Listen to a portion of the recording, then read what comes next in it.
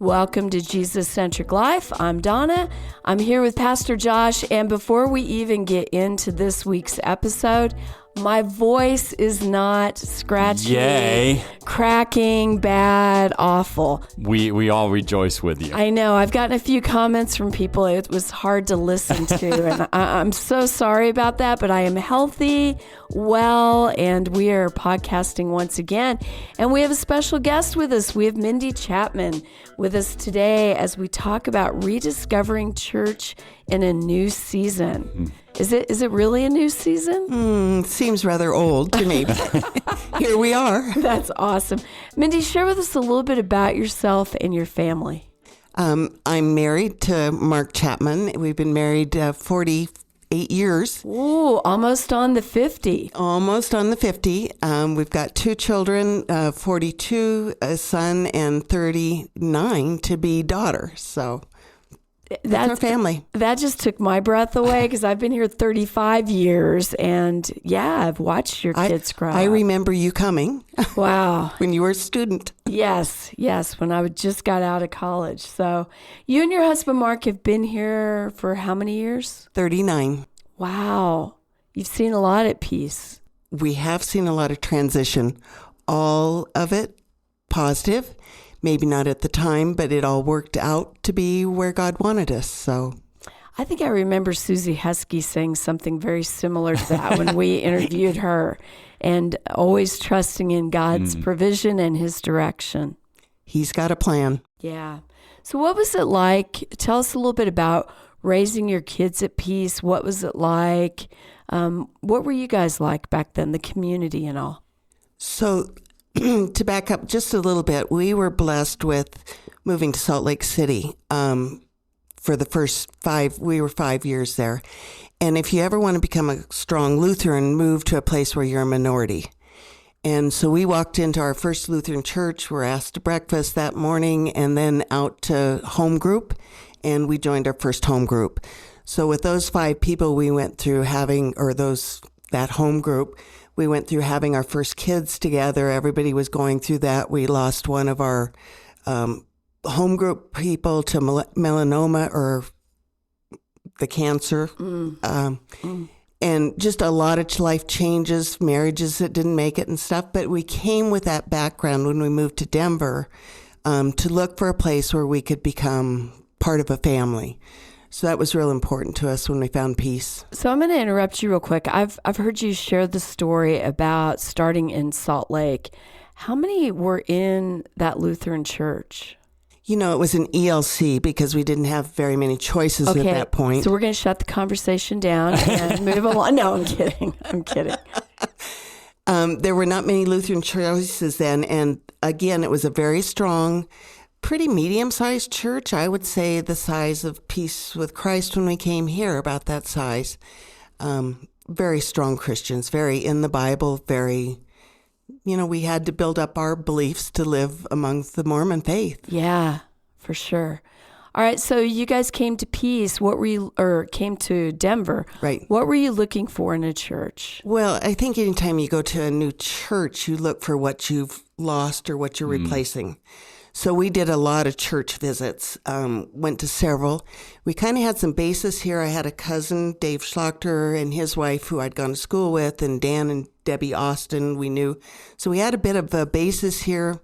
Came, tried it, maybe not right, but we decided to dive in and start helping and make this our church home. And by joining Sunday school and serving coffee and ushering or whatever the jobs were, it became our church.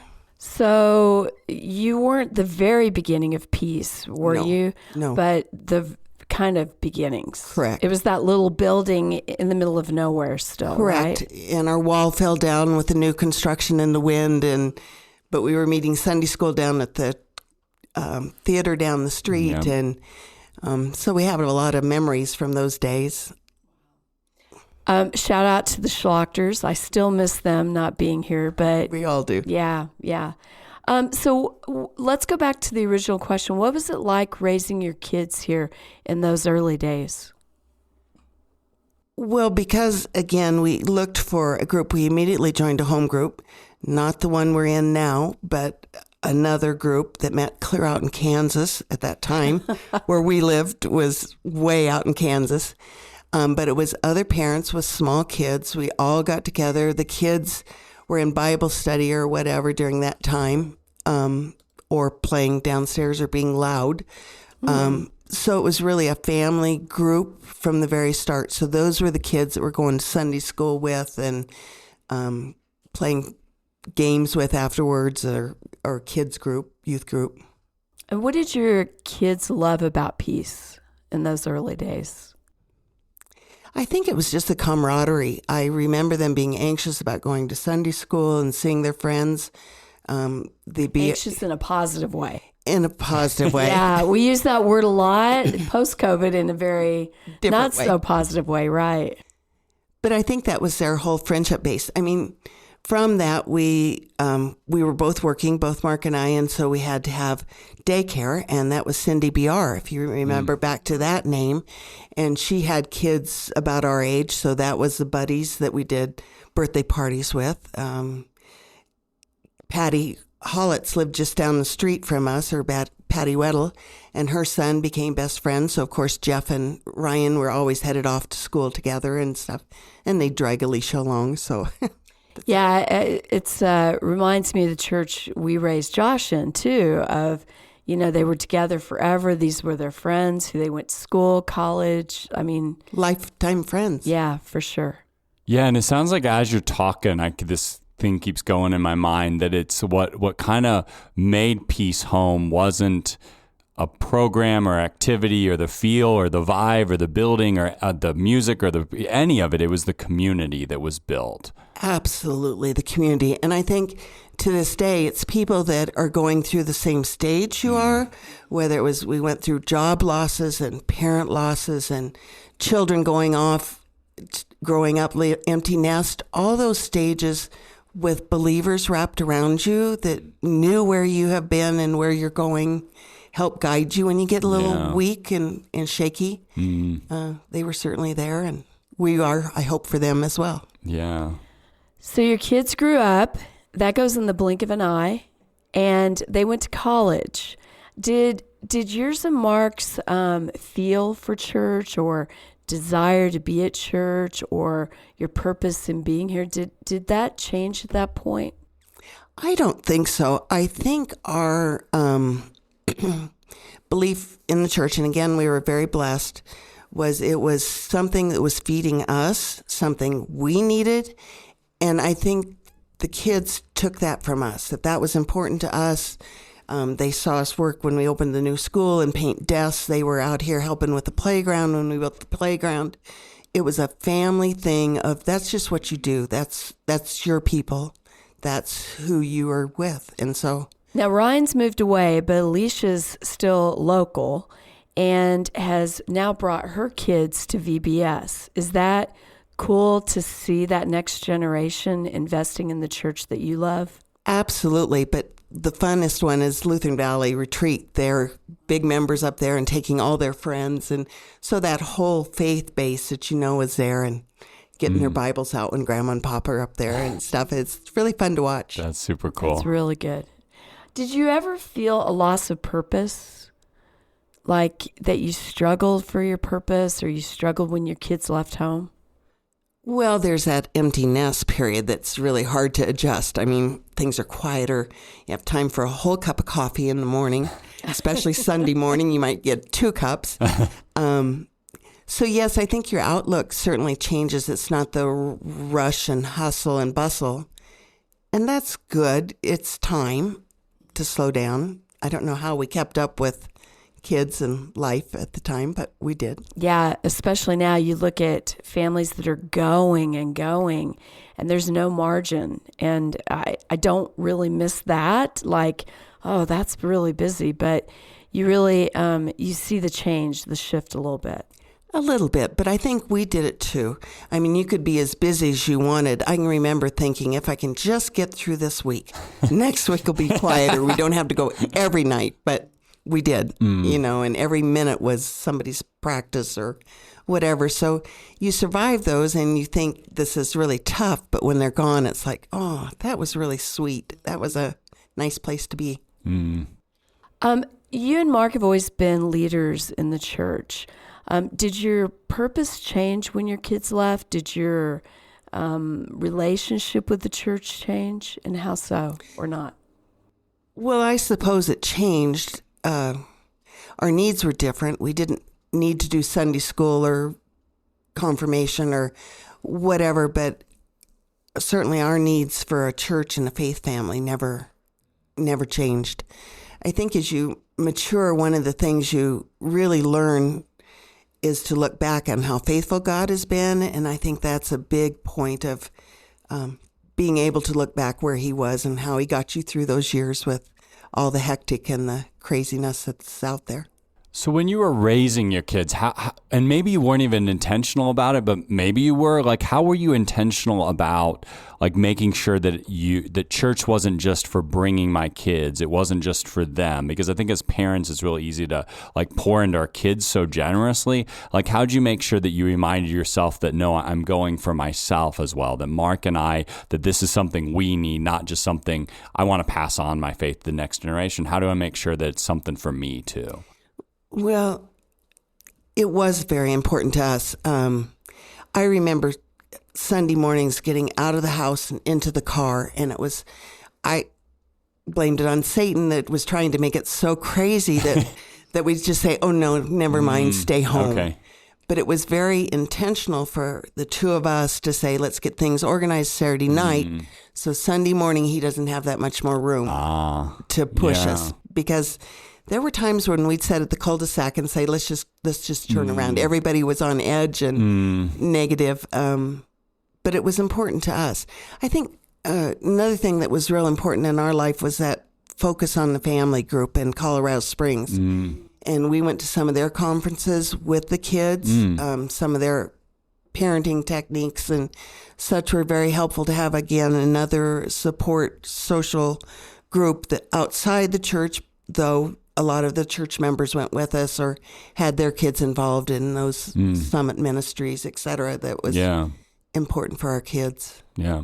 No, that's, I think that's really good. I think so often, like, we can do it, if we do church for the kids, then that transition out. And I keep hearing that in you, that, like, it really wasn't a hard transition for you in some ways, because when the kids left, there was still, you were going to church because of you and Mark, and you invited the kids in and you wanted them to learn and grow in it, but you were going because you needed to be fed there, not just because you wanted your kids to be raised the same way you were raised. And I think that is generational. You watch examples. My mother washed communion cups on Sundays after church, and all of us kids were there. We were in the kitchen. We helped serve funerals. Yeah. Dad reshingled the sanctuary. Yeah. Those memories it was just what life was supposed to be about. Yeah. That's what God gave us. Yeah. Yeah, I think it's actually Dr. Dobson, since you mentioned focus on the family. He's the one that started that, but he talks about, like, first generation Christians, second and third. And so there's this dynamic, and I won't remember it perfectly, but if I recall right, it's that the first generation, it's just what they do.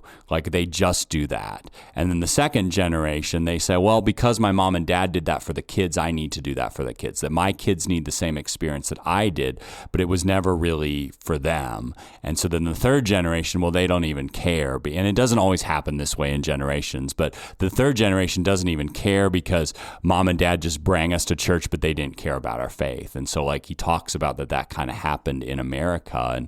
And for you, it sounds like that you were very much, this is what we did. This is who we are. We're not doing it for our kids. We're not doing it because our parents did. We're doing it because this is who we are as a family. We're centered on Jesus and the life of the church.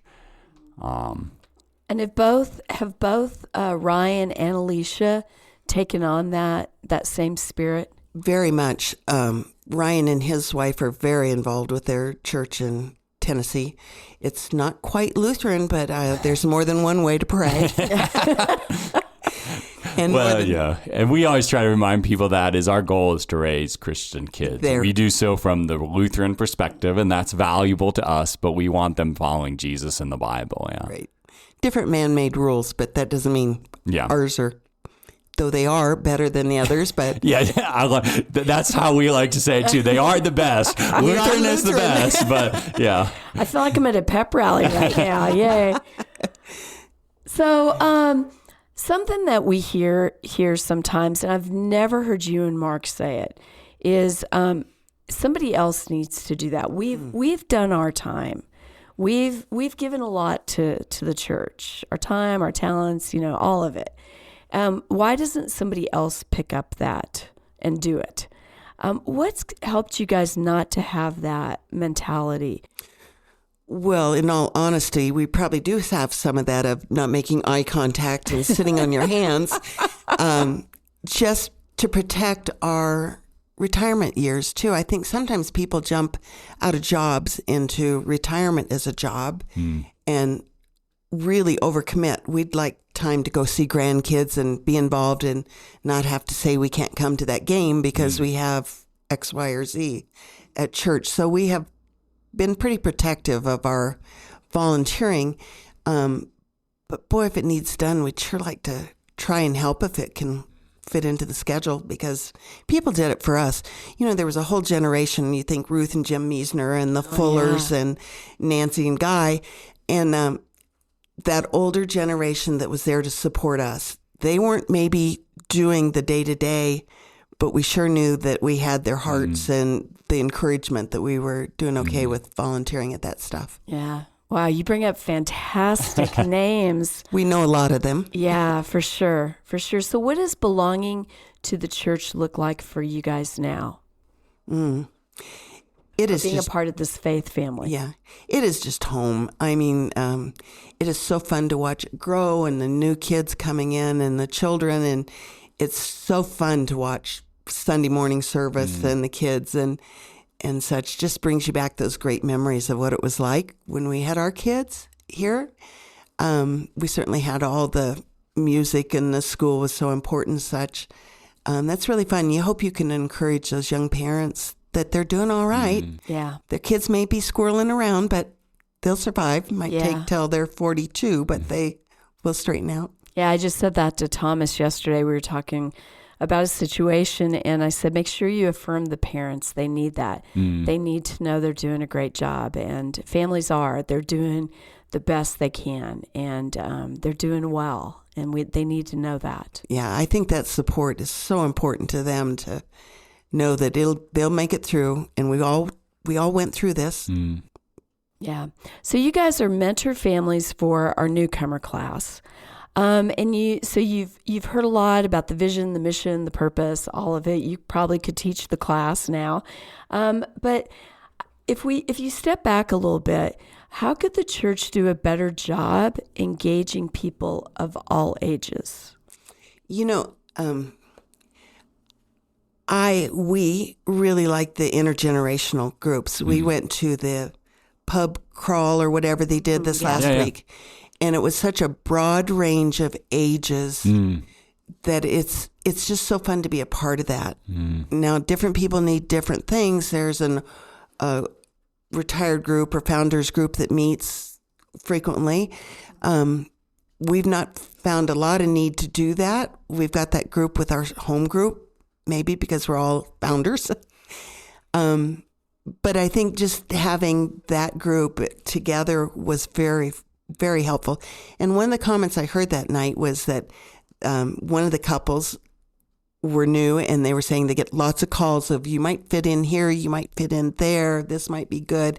And our comment back was, you don't have to say yes to everything, but thank goodness you're getting those offers and getting, because it does take that personal invitation to really get involved in, well, maybe I could do that, or I'll give that a try. Yeah. And I do think that's how you become part of a group, is participating. Yeah, I want to interject real quick because you brought up your life group, and I have it in my notes here. I just want to compliment you guys. You guys have been together. How many years has your life group been together? Well, I think they've been meeting 42 years, Wow. if I'm not wrong. That's what I've been told too. So 42 years. And you guys have met, as the same group and grown minimally, but you've got a great group. So it's a full group, right? Well, it's certainly got a very strong core group. Right. We have one newer member that's only been there, I think, 8 years or something, which is awesome. new. But that core group, there's so many memories. I think it would be hard for somebody else to, while we try and include anybody else, you still have all those memories of the past and what we've gone through together as a team. Yeah. And survived it. I think my life group's going on 10 years. So I totally get that. And so I'm going in a good direction with this actually, but we heard that you guys have moved locations now because of one of your members can't get out and can't get to you guys. So you guys are actually meeting at an assisted living to accommodate that individual. And I could tear up every time I tell this to somebody. I do, because I am incredibly touched by the fact that you guys go together and you guys love each other so well. And I just can't say enough about that and what that's done for that individual. And my understanding, because I was talking to Susie about it, and she mentioned that you guys also keep the doors open of where you meet in case somebody from the assisted living wants to pop in. She said the only time you guys close the door is when you're praying, because you want that confidentiality and that, that time. But on behalf of us, I just want to thank you guys for being a community that others can emanate want to. We kind of think he's just breaking the way for us. He's breaking them into what we're like. So we're all going to end up there someday. Yeah. Yeah. They'll know who we are when we arrive. Yeah, but it's a really beautiful thing, and it's really what life groups were meant to be. And I know we've evolved a lot. We've kind of bounced a little bit. Is what are they going to be? Are we going to be groups that divide? Are we going to try to start new groups? Whatever. But you guys have really paved the way for consistently what a life group should be. Well, and I think our group, Mark and I split off and had our own group when that was the big thing to do for about 5 years. And it was wonderful, but we needed our support. I think when you lead a group, maybe not ours because we share the leadership so much, but I think, and that probably comes with time as well, but we needed some support ourselves, and we're able to let that group diverse out and come back to the home group, which is the group we're with now.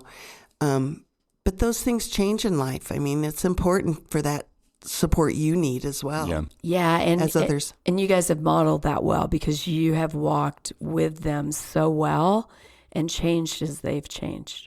So thank you. Thanks for being that group. And vice versa. I mean, they've done it right back to us, been there. So I love this. This is from, as you're talking, I just keep thinking about kind of my takeaway from this conversation, like a Psalms 1 verses 2-3. But his delight is in the law of the Lord, and on his law he meditates day and night. He is like a tree planted by streams of water that yields its fruit in season. Its leaf does not wither. In all he does, he prospers. And I think like a lot of times I think my generation sometimes can be just like looking for the new thing, the fast thing, the thing to get through, the thing to survive, quite frankly, as we're raising kids. But like, where are we planting ourselves? How are we planting ourselves in God's word, but in the places where the people are about God's word? And I think the beautiful thing I keep seeing in your picture is you intentionally did that planting in the midst of the craziness of raising kids. And now you're really in this place where you can look back and just see how God has blessed that and nurtured that. I love that. In all he does, he prospers, right? It's easy to think that like, well, if I'm not getting something out of this, then it's not helping me. But sometimes you only see how God blessed you and how he prospered you, like looking back, right? And I think from what I'm getting from you is just, plant yourself somewhere and let God do the work. And what a beautiful, for me, that's a great, beautiful picture in the midst of the doldrums of parenting. Yeah. And you even said that at the beginning. You said, looking back at how faithful God has been, you've you've always recognized his faithfulness through this journey. When you're going through it, I'm not for sure we recognized it by any means. But when you turn around and look back, which is we're so grateful at this point of our life that we do have a life to look back on and say, oh, he did that, or jobs lost, or coming down the road, or difficult times that we had through the years, he blessed, and it was meant for his will. And we've had the chance to look back and see that, and hope the kids get to do that. Yeah. Amen. But yeah, plant yourself somewhere. That's, and make the intentional, I know we're going to church. No, we're going to small group. No, we're doing this. No, because I think it's hard to plant. We think, well, I'm too tired today, or it's been too much, or it's been this. But like intentionally as parents, we have to plant our family somewhere and just decide this is what we're doing, and that's a priority. And I think after you've done that a few times and you realize, gosh darn, I sure feel better after going to church this morning, or helping serve that meal or whatever, or taking that meal to somebody that needed a meal. You get so much more out of it than who you're serving is just very uplifting, and God blesses that, I think. That's awesome. So I'm going to end with this. Any words of wisdom to our listeners, whether they're young families, or empty nesting? Just some final words of wisdom that you would share.